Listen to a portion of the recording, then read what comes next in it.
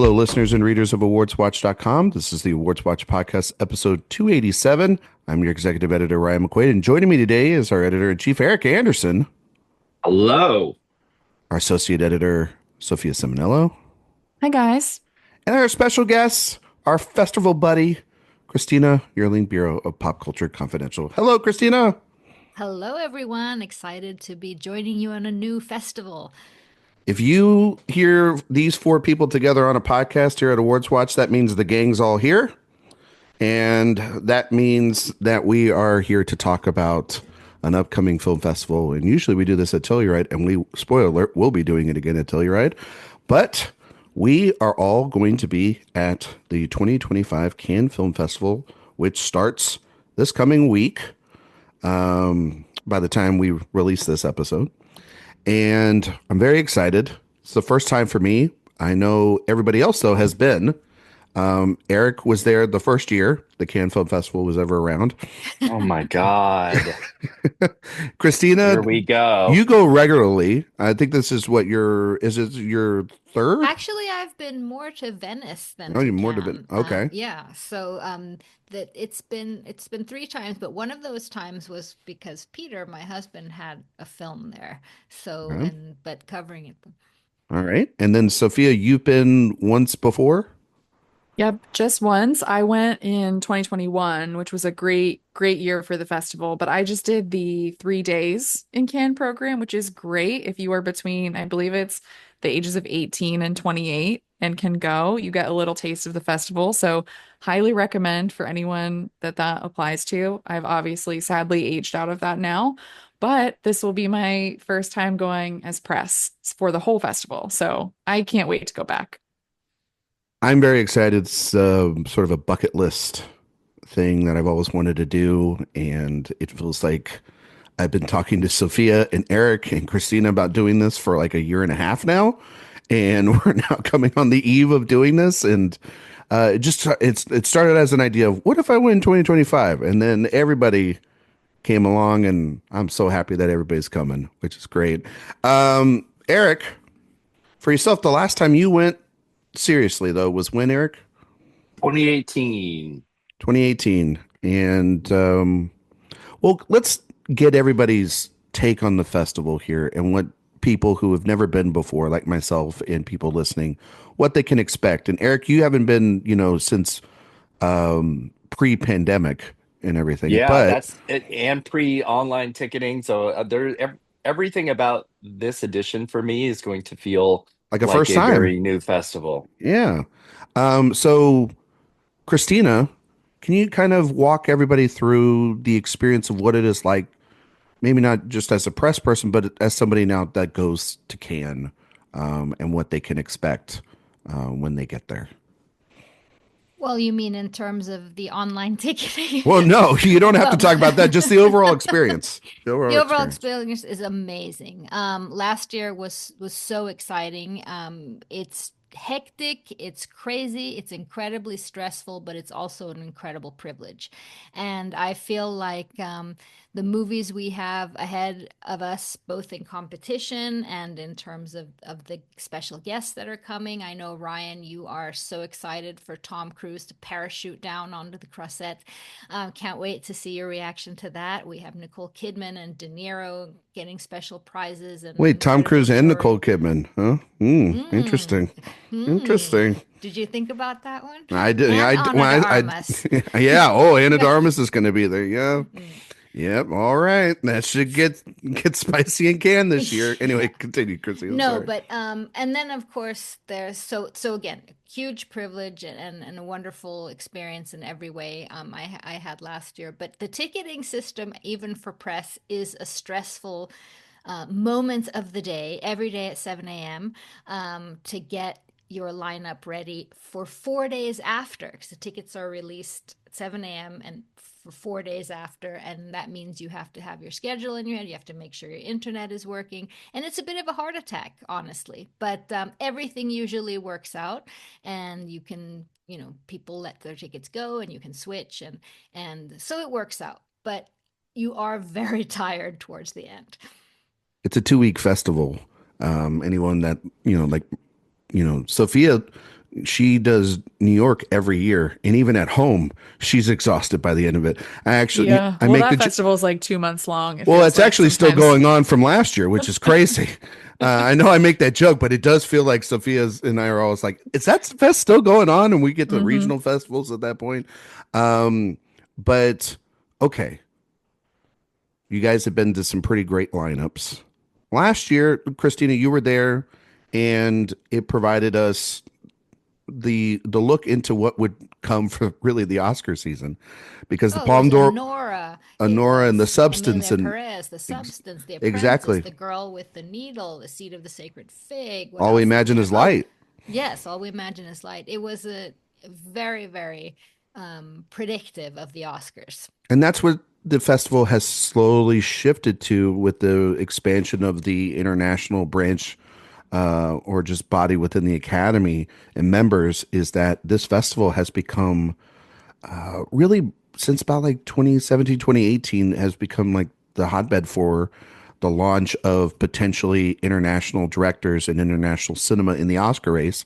And over the last couple of years, we've had two Palme d'Or winners, which is more than any time in the history of the Academy, win Best Picture off of this. And we had Parasite, and now we've had Honora. And yeah, this is where we And launched of The course, Substance, 2023 was The Anatomy of the Fall and Zone of Interest Interest, and Killers of the Killers Flower of the Moon. And Mhm. we even had a movie, Sophia's favorite movie that year, May December, was in that race. Hmm. And it was a great year. And so we see a lot of great films. Last year, the auteurs were George Miller, and they were Kevin Costner trying to get people on boats to pay for three more westerns, and it was Megalopolis. And this year, this lineup is huge, filled with big blockbusters as well as intimate dramas, in competition films that are wide ranging and extremely interesting for all of us, and I can't wait to talk about every single one of them. So I'm going to kick this off over to Erik. And Erik, I'm going to ask you about the lineup and looking at it. On paper, it has the potential, I think, to be a really special year at Cannes, showing also that 2025 has so many great films to come. And this is just the start of it. So your thoughts, Erik, because we didn't have either you or Sophia on a couple weeks ago to talk about the lineup, and Josh and I did. So your thoughts on this lineup as a whole? It's I think it's a great lineup. It's a really good lineup if you are American or English speaking because it's pretty it's a pretty Anglo lineup. Shockingly low on French titles, which I think there's like three. Very, very strange for Cannes. But yeah, it is a starry lineup. We're gonna have Jennifer Lawrence and Robert Pattinson. That is going to set the red carpet on absolute fire. Um, Kristen Stewart Kristen talking about Stewart, Robert Pattinson. Yeah. Paul Mescal, Josh O'Connor twice. Denzel It's Washington Denzel Washington. for the first And time. They had to get and him in. and we know the whole reason why highest to lowest wasn't announced in the initial reveal of the lineup was to make sure that they could get Denzel Washington to the red carpet because he's in Othello right now. Well, And that he can go to that this took now some time. because Othello doesn't matter. He didn't get a Tony nomination, so that show doesn't matter anymore. Now Well, it's still they making made their money, money. but it's not like in the Dina Menzel show. It's not closing in a few days. That's So true. What was that? What was that show called? Redwood. Redwood. That's right. It's when she Yes, and a tree fall in love, right? sure. It always Basically. looked like a sequel to 127 Hours in a I weird don't sexual know. way. I Yeah. don't know. But yeah, it's a really cool lineup. Sorry, you forgot to mention Joaquin Phoenix, Pedro Pascal, That's true. Austin Butler, Emma Stone. Oh yeah, Sophia Emma That's Stone. that's what Yeah. I'm saying. I'm There very is excited for Austin Butler to be there. yeah, that was where we are going next because yeah, the new Ari Aster is going to have quite a bit for us in the way of of starry figures. Well, how Uh, about Tom Hanks and Benicio del Toro and the cast of Wes Anderson, which is always huge and represents. Half of Hollywood is in that movie. Mm-hmm. So that photo call is going to be crazy and hilarious. But and of course the incredible June Squibb in the UCR for Eleanor the Great. There's a lot. There's so much. Obviously, there's a new Dardenne because it's Cannes, It's a and there requirement. will and it's a requirement. Um, we don't have the official schedule yet, but we do know, thanks to very sleuthy, fantastic detectives, we do pretty much know the run times of everything in competition and a few out, uh, and where things will be premiering uh, in the festival. And we can go over that at any point, but there's always a lot of talk about when something premieres, and trying to establish if it means something. If it's early in the festival, does it mean that they don't care about it as much? Will there be recency bias for the jury if it's at the very end of the festival? What's the difference between something that premieres at 7 o'clock versus 10 o'clock? And all of those things sort of come into play, but you can always find things that will assist the narrative that you kind of want. Because Parasite premiered like at 10 p.m., which seems like a terrible place to after, the big one at 7. They're trying to clear out, the next thing is coming in, and it doesn't seem like 10 o'clock would be a great premiere time, but it is if the movie's good, you know. So we have, like, this year, um the the Bygan, which again, not official, but it really is Not official. official, even It though is. they may or may not, you don't know. No, it is, because actually, if you were to put Resurrection into the Cannes website, it showed up, and then somebody put it on Twitter, It it was on the blew web, up, and then they took it and off. then they pulled it up. They pulled that page down. So yes, it's there, and tentatively that's premiering on the 22nd. Mm. And the 23rd, the last day of the festival, is a big day. It's the Dardenne, and it's the Kelly Reichardt Mm. in the afternoon and evening, There you go. tentatively, Tentatively. for And for Honora all was of this. pretty much last year, right Yeah. ahead of winning. Well, Yeah, Nora yeah. was later. We're also getting The History of Sound and Sentimental Value later. That's Wednesday the 21st, and those are back to back. And so Sentimental Value is getting like the 10 p.m. slot. Yeah.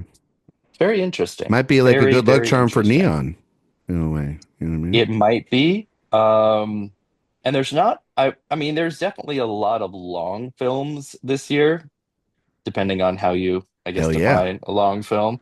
A long The film is whatever person intended it to be. So, like, Sure. I don't give a shit about long films. You There's know what I there's mean? a handful of things that are over 2 hours, if that's what you Well, I'm sure people consider get upset consider about that. long. You know, And of course not the Phoenician Scheme, which is only 101 minutes. So my King Wes Anderson just deciding it's once a again under 2 hours is the perfect runtime for his. dipping in and out. Yeah, And actually, exactly. Mission Impossible is the longest film.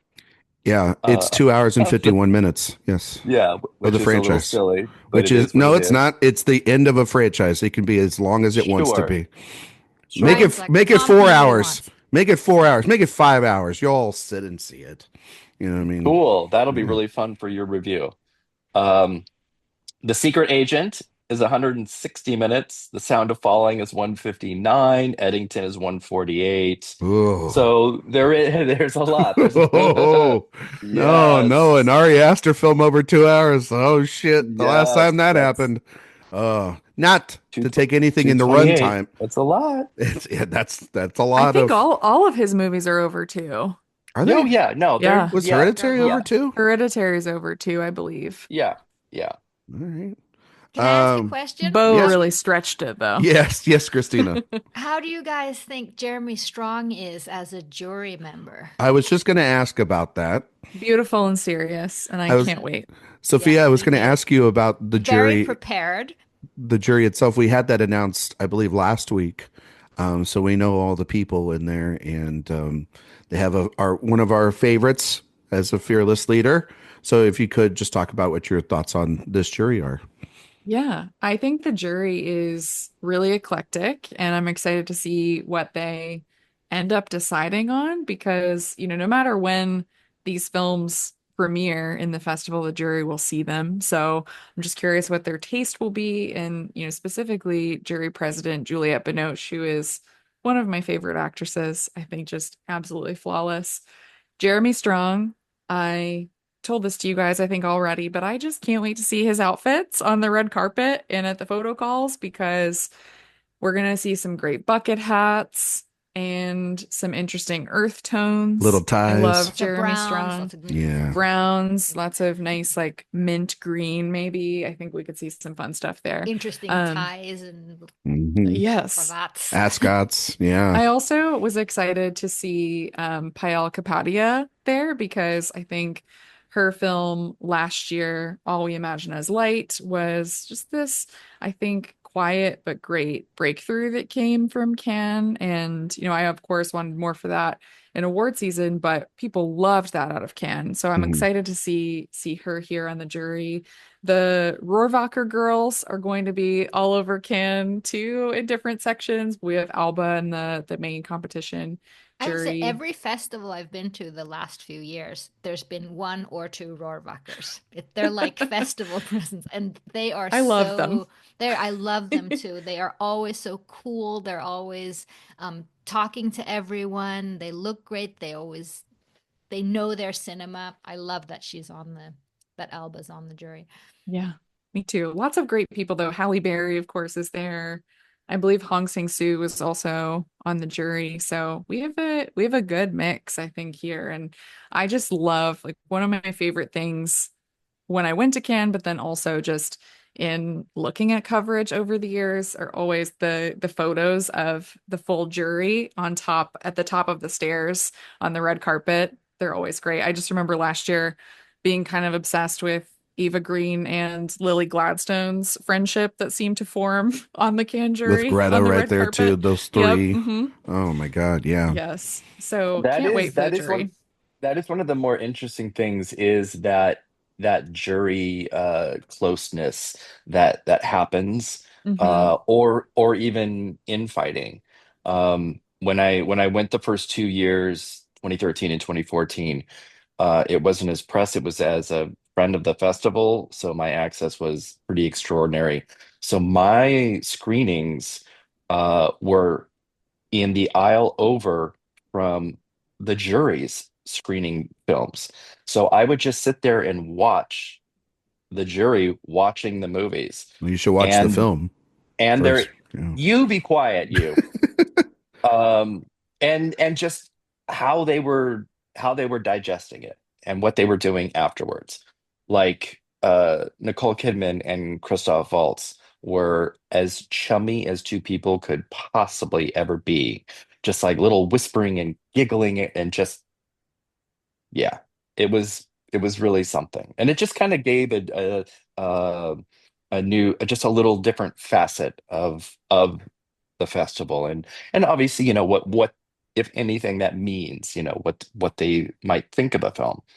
But yeah, it's definitely an eclectic lineup.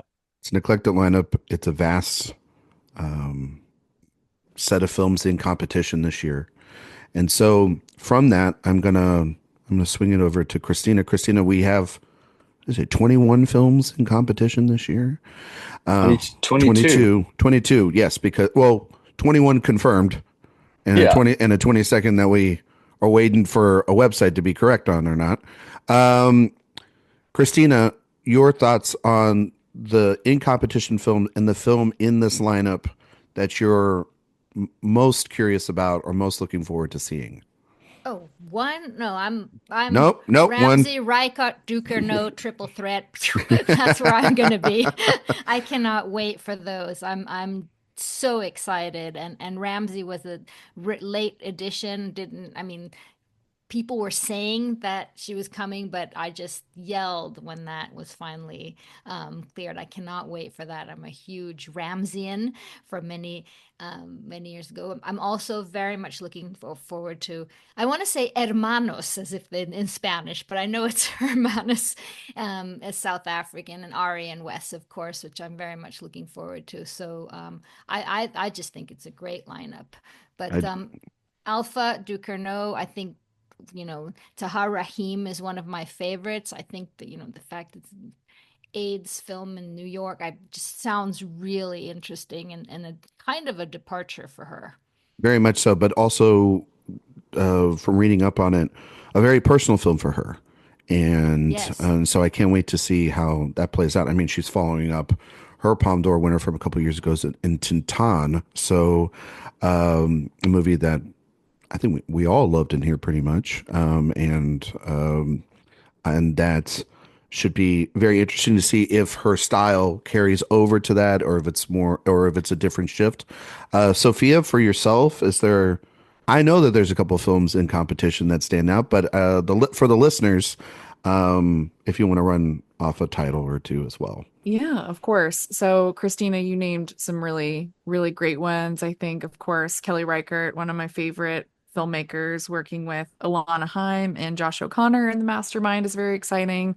Die My Love. I'm reading the book right now, and I think Jennifer Lawrence is going to absolutely destroy this role. So I can't wait, especially because one of my favorite performances of hers is actually Mother. I think that's kind of an underrated Jennifer Lawrence performance, and I think there could be some similar themes I for think her so here. too. So I can't wait for that. But I think my top pick right now of the festival for me is Sentimental Value. So this is Trier's next film, and when I went to Cannes back in 2021, The Worst Person in the World really, really hit me hard because I was, a brunette on the precipice of turning 30, and I left that film thinking everything is going to be okay.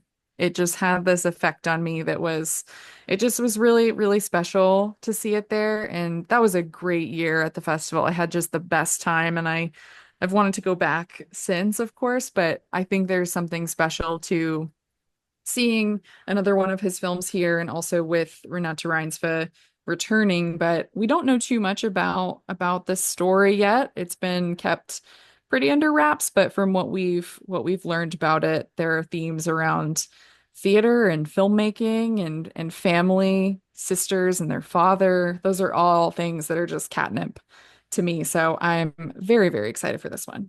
Reading it, I was weirdly, and Sophia's gonna like light up like a beam here when I say this. I was getting Joanna Hogg vibes from her last couple of films. Very personal film, female Hmm. focused storytelling. Love Joanna Hogg, of course. Yeah, and and also about, parental relationships as well through art. And supposedly, Stellan Skarsgård's performance is one to look out for in this as well. And so, Reinsved's been a little bit hit and miss for me as an actress, but she, in Worst Person in the World with Trier, found a really just a perfect vehicle for her. And I think going back to someone that can hone in on her style the best is going to make for a really special film. And it is Neon has two films in here. They have Alpha, if I'm not mistaken, and they have this film, and they are the kings of the Palme d'Or. So if they don't win this and Die My Love becomes the winner, look for them to scoop it up and everything to try to keep that streak alive, because they've had, what is it, the last five winners, and they basically have that award in house now, ready to go. Erik, for yourself, in competition, films that you're looking forward to, maybe that we haven't mentioned so far. I mean, Obviously, I would be lying if I didn't say the history of sound is the thing that I'm looking forward to most All because right, start the clock, clear, listeners. clearly it is from the moment that it was announced. So it's been like A scoop by Erik two Anderson. 2 years. And it's taken a long time to get this to the screen. So yeah, I mean, how could I not be excited about Paul Mescal and Josh O'Connor being boyfriends in the early 1900s and singing? Yeah, Oh, is it like a I'm, musical? it's not a musical, no. But it's got music in it? They sing like traditional songs to countrymen up and down the New England coast, but It's there's like Oh, a okay. also a little folk vibe, I think. very, Yeah. Oh, very Americana folk Hmm. song all kind of right. things. With Okay. a sojourn in Italy too, because Paul runs around Trevi Fountain in his boxer shorts. So, there's also that. Yeah, he's like, Hold on, what? well, you saw the photo, Yes. right? Yeah. Where he's like Oh in the Yeah, yeah. water. I don't think I put it together that that's where it was. I'm sorry. Yeah. I'll Yeah, go on that mute. is. Sophia has left the But chat. what's going to be very interesting about this is it's a 26-page short story. It's a 128-minute film. There is So they a expanded a bit. lot. There's a lot. Um, my understanding is that, like the short story, there is very little like sex in it, which I think already has people kind of annoyed and angry, but it really doesn't matter because if there was, then it would just be people bitching about straight actors playing gay. So there was really like no way for there to be like a way to win that. So I'm just whatever it is what it's going to be. Um, and yes, sentimental value very much high on my list for everyone in it and everyone behind it, and obviously the neon stronghold on the Palm, which I think is something that sort of really works to its disadvantage because at this point, when it loses, which it inevitably has to, uh, I don't know. Those It's articles will gonna write themselves at that point. it's gonna seem like more than it is.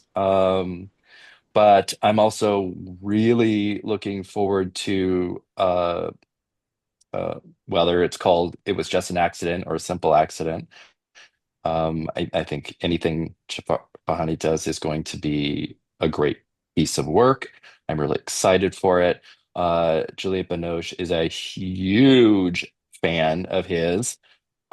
So I would, depending on how diplomatic or forceful she is as a jury president, I would watch out for something like that to to be pushed all the way to the end. Um, and outside of uh, competition, Hang on. what are we Hey, like waiting? yeah, Okay, because I haven't even said any of the films that I'm looking forward to in competition that you okay, haven't even mentioned. yes. Well, We have a new Richard Linklater film. Um, yes, I'm um, actually super excited for that for a Yeah, lot of me too. reasons. Eric just I'm rewatched. nervous. I'm nervous a I'm little nervous. too. I'm a bit nervous too. Yeah, Um, I just rewatched Breathless because it is a movie that is a behind the scenes look at the making of Breathless, which is a pretty revolutionary film. It mhm. it used jump cuts for the first time. It is at the foundation of the creation of the French New Wave. And I think there is something really interesting about Richard Linklater doing that because even though I haven't seen it, all I can think about and all I could think about in Breathless was Slacker, Mm. and that he really was at a foundational place of that type of indie in the United States. And I'm so excited for it. Linklater is a real collector of time capsules and places in time, too. I worry just about the subject matter and everything involved um, and Zoe Deutsch of it all as well, too. But he's on a little bit of a good streak. Hitman was very successful last year. His other film with Ethan Hawke that premiered at Berlin. Received acclaim for the film and for Andrew Scott and Margaret Qualley and Hawke. So we'll see that later in the fall from Sony Pictures Classics. So we'll see how this one does. Obviously, Eric mentioned Wes Anderson. Wes Anderson coming off of his best film in a decade and winning an Oscar for Best Short. So it's Oscar winner Wes Anderson now. And we will see this film. I actually spent the last 3 weeks not seeing this trailer. And then when I went to the theater this past week, I finally saw the trailer for it. And it weirdly did. I know that every single person out of Cannes that has seen the Wes Anderson films the last couple of years has been trying to find the next Grand Budapest Hotel within his films instead of actually enjoying his movies. And then I watched this trailer. I was like, oh, this is actually kind of giving Grand Budapest Hotel vibes with Del Toro and forgive me the actress's name, but she's Kate Winslet's daughter. It felt like a two-hander with an ensemble cast surrounding them. And so it looked really good. And if anything, it'll be an hour and 40 minutes and it'll be extremely painless as well. I'm going to talk about Eddington real quick. This movie from Ari Aster, which can go many ways, but if there's anything about Ari Aster that we know, there's a lot always to chew on within his films, whether that's obnoxious, whether that's beautiful. I mean, just within Beau is Afraid, you have it's from every 30 minutes to an hour, the pendulum is swinging for whether this is a good movie or not. It packs a ton. I like the middle part of Beau is Afraid the most. Even though, so I was talking with Jay recently and he's like, the first hour, that's great. Then it falls apart. I'm like, you like the first hour of that? Anyway. I love the first hour. Yeah. Yeah. First hour was, it had me so stressed in a good way. Yeah. But it'll be really interesting. It looks like almost like a COVID drama, politically speaking as well. I mean, we are like right in the right time for a political commentary on America. Texas COVID set 1920 or 2020. So yeah. And even that tagline, hindsight is 2020. It's genius. It's like, God but damn also it. the poster, the buffaloes falling off is from a piece by an AIDS activist in the 80s who lost his partner. So we are also getting another angle AIDS to it. metaphor in the lineup. Yes, and it does look, for at least from what we've seen in the trailer and everything, it does look like it is steering away from horror, which is really what has been his calling card. I don't necessarily. It seems like it's more of a satire or a dark comedy. So we shall see what that looks like. Eric, you wanted to go to other sections and talk about other films in I these just lines. mention I'm hearing some good things about Sirat, which is produced by the Almodovar brothers. Rave movie, so that could be interesting too. I know nothing about it other than that, but I'm hearing some rumblings that could be Sound of Falling. I think Sound of Falling is actually going to be big. Very much so. Okay. I was just gonna say that one because when I asked if I could review that one just behind the scenes again, just reading the little description about these four girls from different time periods on a farm and this idea that time seems to dissolve. I thought that sounds like just a Sophia movie, frankly. Yeah. And then now Very hearing exciting. this buzz about it, I'm very excited. Yes. Yeah. Yes. I'm very, very excited for that. And obviously, of course, Dime I Love because hello. Eric, other films throughout the festival that you're looking forward to as well? I think the UCR section this year is absolutely extraordinary. I want to see everything. I just saw a whole bunch of photo sets of The Mysterious Gaze of the Flamingo, which is a totally crazy early 80s men can turn you gay by looking at you with their eyes. Love that already. They can. One of my favorite superpowers that we have. Yeah. No, a whole like series of photos that are so gorgeous. I had to like look away. They just look all like paintings. Absolutely stunning. I'm really excited for that.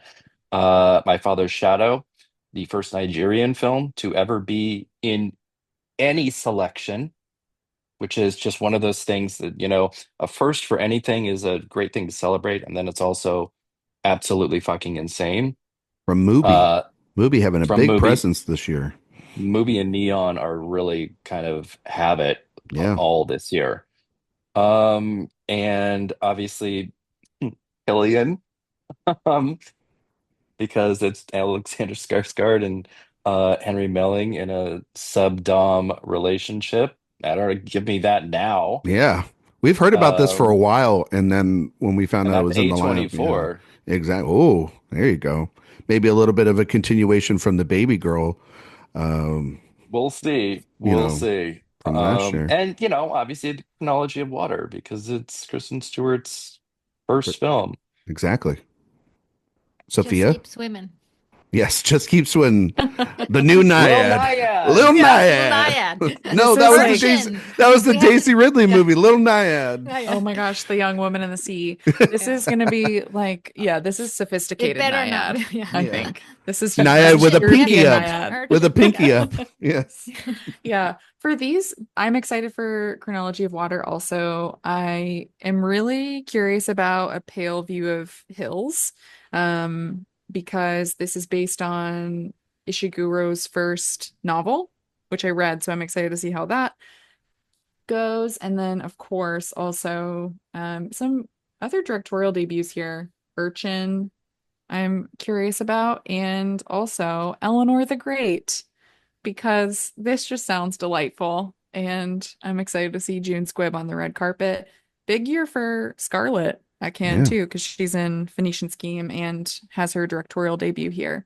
And someone Yeah. also just the fact that she's been in Hollywood for so long and has probably been wanting to get behind the camera for a while.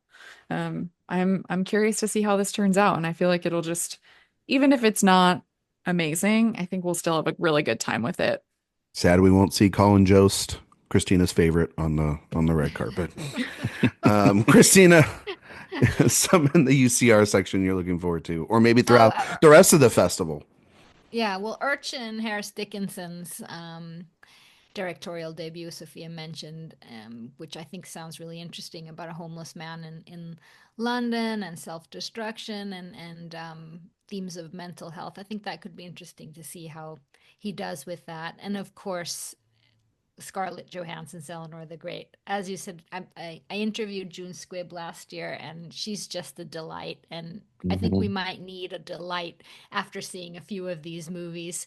And of course, Alexander Skarsgård and his father coming to the to Cannes in different movies, and Pillion about a queer motorcycle club sounds amazing. Can't wait for that. But going forward, you asked Ryan, I mean, what's not to like? Spike Lee's Kurosawa remake of his 1963 film, Highest to Lowest. Well, that's called High to Low, right? Highest to lowest. Lowest, And right. High and Low is the High and the Low original. is Low, Yeah.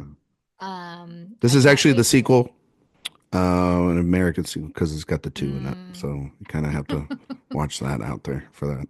And I'm really looking forward to A Private Life, Rebecca Slotowski, who I loved her last film, which I saw, which was at Venice actually. And this is with Jodie Foster in perfect French. Sounds amazing. I think that's going to be a hoot. really looking forward to. Yeah. Yeah, I'm looking forward to that as well. I'm looking forward to seeing Highest to Lowest when I tell you, the morning of the announcement, when it wasn't announced and everyone was like, yeah, it's pretty much going there, I was like angry. And then when I found out that he didn't announce it, or that more would come, and Spike, in typical fashion, just announced it himself like a boss ass motherfucker, and just was like, this is when we're coming. Literally put the date when the movie's premiering. You could see in the photo, Spike, the last time he was at Cannes, infamously decided to choose violence and announce the Palme d'Or winner to Titan, like right off at the bat. So you can always expect a good time. It's Denzel Washington's first time in Cannes on the red carpet. I know that there was like a back and forth as to did he go to Much Ado About Nothing or whatnot, but it's a big deal. He did. Did he? Yes, there's no back and forth. He was there. You got the photos? Yes. Okay, then pull them out. It's And very send them to real. people. So this is not his first time. Fake news. No, I'm just kidding. But this is the first time that they have collaborated since Inside Man. And if anybody knows about Spike Lee, he's got many collaborators and actors, but the most important in terms of his collaborations with actors is Denzel Washington. They have made many of masterpieces, including I think Spike Lee's best film in Malcolm X, and Denzel Washington's best performance. So it'll be very interesting to see how he adapts this. The last time he did an adaptation was Old Boy, not a particularly good movie at all.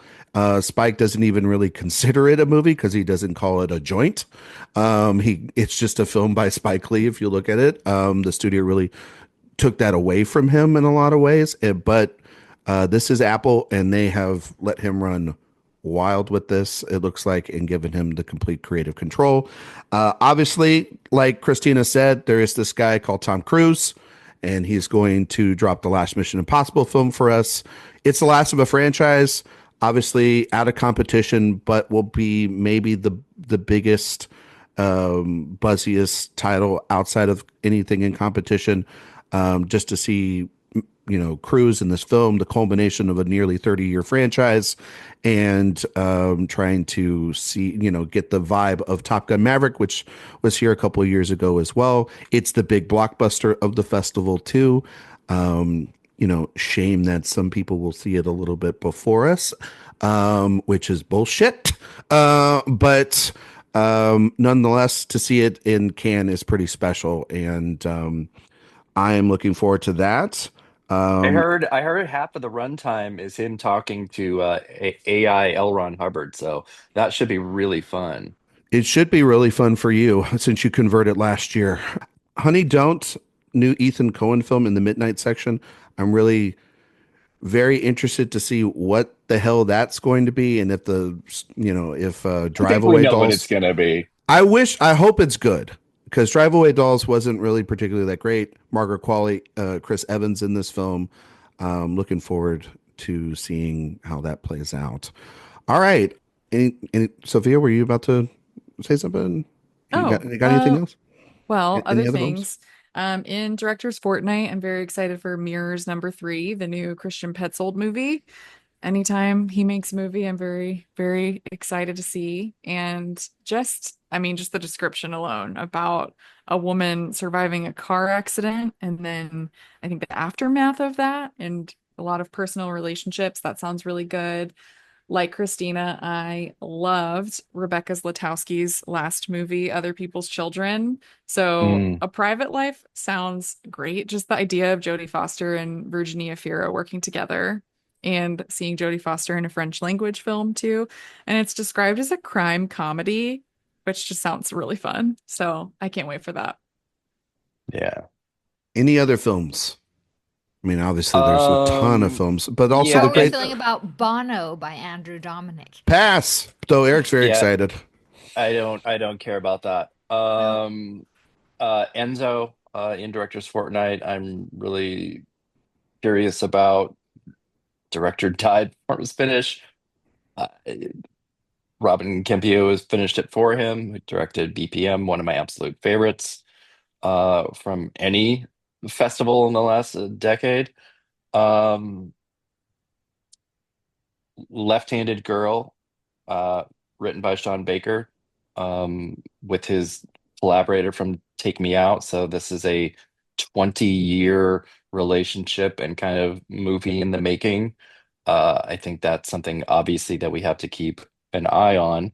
But I'm just curious and interested anyway. Yep. Are you guys expecting any announcements to come Well, more? I think there's only going to be one or two. There'll be the Bygan announcement. But I don't think, yeah, there won't be anything else that's won't be like, anything huge. No. no. No, we will not see Terrence Malick's film. We will see that in another decade from now. We will not see that. No.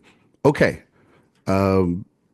Let's start wrapping things up here, and I want to get everybody's prediction going into the festival, because it's always great to have a little bit of a prediction. We know what this jury is. We know what mostly this lineup for the in competition is going to be. If you had to put money down on it right now, what will be our Palme d'Or winner for this year?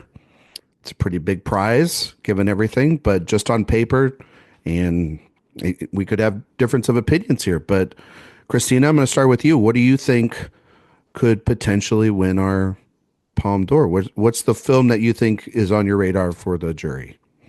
I could see Alpha and Julia Ducournau doing it again. Yeah. Just because it's Juliet and sort of the spirit of the thing. I'm not sure after that. The History of Sound, possibly. Yeah. They don't mind rewarding people twice. They did this No. recently with everyone's favorite Ruben Östlund. So they don't have an issue doing that. They've done it with And many it's a other new directors before. direction for her. Mhm. It feels like, yeah, it could be. I mean, I would love to see Lynn Ramsey, but let's see the movie first. Let's see and the Marty movie. Scorsese, of course, producing. Exactly. Eric? I feel like I feel pretty comfortable in a completely arrogant way at this point, that I think the poem will probably be a simple accident or sentimental value. Um, I, and because of how the breakdown of what you're allowed to win if you win, the palm or other things, because there's also, second and third place. Mhm. I think actually it's the actress prize is the most competitive. I think Mm. it's going to be insane between Vernat Rents of Jennifer Lawrence and maybe again the women from Sound of Falling Okay. in a multiple win. In a multiple win, a la Amelia Perez, like last year. Sophia? I think that the neon stat is tempting. So that would lead you to go with alpha or sentimental value, but I'm gonna go with Sound of Falling. That's just how I'm feeling at the moment. And I could see Juliette Binoche, based on her past work, really Mhm. potentially vibing with the story, what's said in that film. It's by a female filmmaker, also, Masha Shalinsky. And I don't know, the buzz around it is just really strong right now. So I could see it. And the Yeah. same, I think there's one of the distributors around it in Europe picked it up couple like not that long ago, but they also backed Anatomy of a Fall. Mm. Mhm. So I don't know. I'm gonna go with that one. Yeah. I kind of agree with Eric. I think a simple accident or really sentimental value feels right. I think that there was this overwhelming love specifically for Trier and The Worst Person in the World, and it carried throughout that last season. That film has only grown and grown and grown, and it feels like a little bit like a chance to reward him, and via like Sean Baker last year, if the movie lands. I don't think it'll be an American filmmaker. That's a very, even though we got a lot of English language and American filmmakers in this lineup, I don't think that'll be the case. Like the last one before Sean Baker was Terrence Malick. So there was this massive gap, and it's very rare for Americans to go back to back to back to back. Expect the Dardans to at least get some prize somewhere because they never go home empty-handed. It's like participation trophies for those guys. But yeah, I mean, if there is an American filmmaker that could win this prize, it could be Ari Aster. Because if Eddington is bold and wild and out there, and it could be very Triangle of Sadness in a lot of ways, where They see themselves, they see the world, and what a commentary this could be. And so That that's sounds got like a screenplay win. it sounds like a screenplay win for sure too. But it also just sounds like the kind of, if it does land with them specifically, a big splash, sort of big idea kind of thing that they could go for if I saw it within an American filmmaker. But It's I such think a strong lineup of female filmmakers, though, too. Renoir, people are talking about that a lot. I Mhm. just Mhm. think And the most of any lineup in Cannes history with you 7. can't. yes. So I'm Yes. thinking, Yeah. I mean, yeah, no, for sure. I mean, I would love to see Die My Love, Lynn Ramsey's giant return, but I think, as Eric said, if it doesn't place an actress, which it's going to be, it's one of the top contenders to do so. I mean, her Ramsey, last film won screenplay and actor. she's loved there. It could work. It, regardless of obviously every jury and president being different every year, sometimes the vibe is just the vibe. Yes. And it's only her fifth film, which is crazy. Just insane. So it could be one of those, you haven't directed in a long time, we'll give you the prize, and makes total sense too. And nobody has that film yet, right, Eric? Correct. So if it won, let It's the going to bidding be war begin. it's going to be so competitive. Yeah. And I mean, I'm already predicting like people to be like super upset because like Netflix will buy it. That's my prediction, is that Netflix is gonna pick it up Well, because we'll see everybody it kind of again, has stuff, multiple times. You know what I and then mean? everyone's gonna be so mad about that. Oh yeah. Well, Netflix will pick up something. They usually have. I mean, they picked up Amelia Perez last year. They picked up May December the year before. So they Because always they pick up. they have to. They Yeah. they have to they have to pick up. They can never premiere at Cannes because of the theatrical requirement for French theaters. Yeah. Keep an eye out also too for Sound of Falling wherever that lands, right? Because it doesn't have. Yep. Yeah. And so if that does have the buzz and has everything behind it as well too, um, watch Yeah, people get definitely for absolutely like pissed. international feature Yep. film, I think Yep. that is a high priority. High priority. Neon could just scoop it up They too. could do it It, too. it's it's Germany. Germany does extremely well in that category. They do. They do. All right, guys. Well, we're all going to be there very soon, and we're going to do at least one podcast there, maybe two, to kind of just talk about everything that we've seen. I don't know. We'll see if we have time. I'm You, just, you mean running? Yeah, running from movie to review who knows? to We'll figure Aperol it out. spritzes at the American Pavilion. Actually, Sure. that's would be a great place to do a This podcast. Yeah. absolutely not for me. Yeah. Christina, can you tell everybody where they can find you and all your work on the internet? yes, you can find me on popcultureconfidential.com and listen to the podcast wherever you get your podcasts. And you can find me on X and Instagram at Christina Birro. Sophia. You can find me on Blue Sky at Sophia Sim. I'm taking a little Twitter break. We'll see how that goes. It's been really nice so far. So you can find me at Blue Sky and Letterboxd as well. You can find reviews and can coverage at AwardsWatch coming very soon. Eric. Socials, it's Awards Watch everywhere except for Twitter, which is awards_watch. And then obviously awardswatch.com. You can find me on Twitter, Instagram, Letterboxd, Blue Sky at Ryan McQuade 77. If you like podcasts, this week's episode, when this releases, will be The Lord of the Rings, The Fellowship of the Ring for our Peter Jackson movie series. Very excited about that. We had Cody Derricks on, so we're right in the middle of the Jackson series, but we're starting a new journey with Lord of the Rings. Does Jay actually like Lord of the Rings now?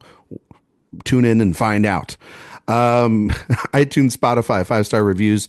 While you're over on the website, please sign up for the newsletter. It is going to be the best place to get all of our news, reviews, interviews, and all can coverage and podcasts. If Erik can remember to do it while we are running around, it's the best place to do it. Sign up for it over at awardswatch.com. Like I said, next episode you'll hear you'll hear this gang. We'll be roommates. We'll all be roommates, and we'll all be talking about canned films the first week and seeing what's out there. And so thank you all so much for listening, and we will see you all next time.